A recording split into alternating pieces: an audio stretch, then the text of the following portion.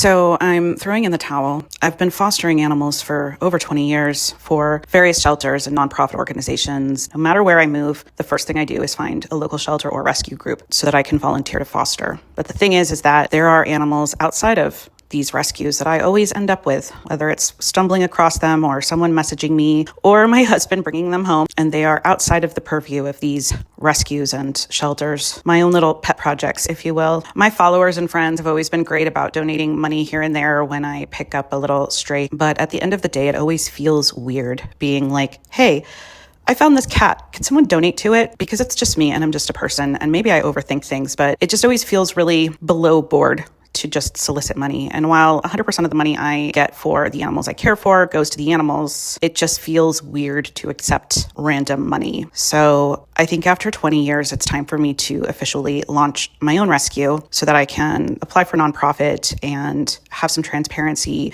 when people do donate their money. It seems like a big thing to do, and I'm really nervous, which is kind of crazy because, again, I've been doing this for 20 years and I know nonprofits like the back of my hand, but I think it's just because now I'm the one in charge. I'm notoriously bad about finishing projects, but the one thing I've always been able to see through is caring for the animals that come into my home because I know they depend on me and they need me. And even though right now it feels like a really bad time because there's so much going on in my personal life, the thing is that I'm always taking on one more animal. That doesn't ever stop and that doesn't slow down. So really all this is doing is setting up those animals for better success. So I'm going to do it slowly, and I'm starting with a fundraising launch to both manage all the paperwork and filing fees that come along with registering as a 501c3 nonprofit, as well as for veterinary care for several animals in my care right now. So I decided to launch my first fundraiser at $828. $828 is my lucky number. And again, for full transparency, about